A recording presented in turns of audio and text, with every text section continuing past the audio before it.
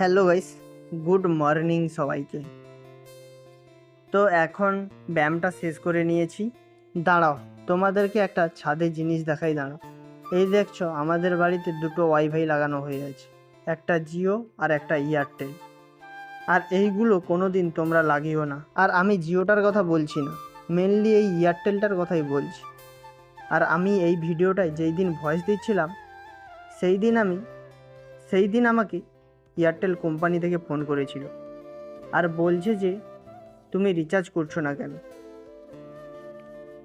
আর আমি বলছিলাম যে তো আমি রিচার্জ করব না, আগে একটা রিচার্জ করেছিলাম, সেটায় টাকা বেশি আসছিল বলে এই জন্য এটাকে বন্ধ করে রেখেছি।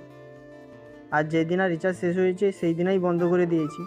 আর আমার রিচার্জ এসেছে, বিল বন্ধ করে রেখেছি তাও বিল চলে এসেছে। আর আমি এটা ভরবো না বলতে আমাকে বলছে কোম্পানির লোকগুলো যে তোর নামে লিগ্যাল নোটিশ করব। কীরকম কোম্পানি বুঝতে পেরেছো এবারে? না চালিয়েও টাকা বেশি এসেছে, তারপরেও আমি মারবো না বলতে ওরা বলছে যে তোর নামে লিগ্যাল নোটিশ বের করে দেবে। মানে আমার টাকা আমার সব আমার নামেই কেস, বুঝতে পেরেছো?